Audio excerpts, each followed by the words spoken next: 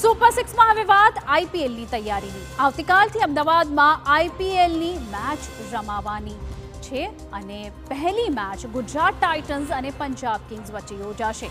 ઉપરાંત સમગ્ર એપ્રિલ મહિના દરમિયાન પણ અનેક મેચ હોવાથી તંત્રએ પૂરતી તૈયારી કરી છે. મેચને લઈને સુરક્ષા બંદોબસ્તમાં કોઈ જ કચાશ ન રહી જાય તે માટે પૂરતી તૈયારીઓ કરી લેવામાં આવી છે. મેચ દરમિયાન સુરક્ષા માટે 6 ડીસીપી, 15 એએસપી અને 1500 પોલીસ જવાનો ખડે પગે રહેશે. ઉપરાંત તંત્ર દ્વારા મોક ડ્રીલ પણ કરવામાં આવી હતી, જેમાં આગ અથવા મેડિકલ ઇમરજન્સીમાં કેવી રીતે પગલાં ટ્રાફિકના ડાયવર્ઝન્સ માટેના જાહેરનામા પબ્લિશ કરી દેવામાં આવ્યા છે.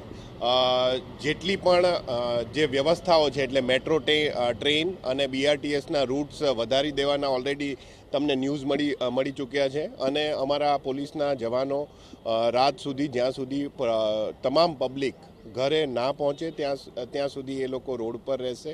ટોટલ 4 કોર્નર ઉપર આપણી 4 ફાયર ફાઇટિંગ વ્હીકલ્સ જે એઝ ઇટ ઇઝ રહેશે. ઇમરજન્સી રેસ્ક્યુ વ્હીકલ્સ પણ આપણે રાખેલા છે, જેથી કરીને કોઈ પણ સ્ટ્રક્ચર કોલેપ્સ થાય કે ઇમરજન્સી બ્રેકિંગ કે કટિંગ કંઈ કરવાનું થાય તો આપણા પાસે જે રેસ્ક્યુ ઓપરેશનના ટૂલ્સ છે તેના દ્વારા આપણે ઓપરેશન કરી શકીએ અને ફાયર ફાઇટિંગનું વ્હીકલ્સ ટ્રેન્ડ સ્ટાફ સાથે હાજર રહેશે.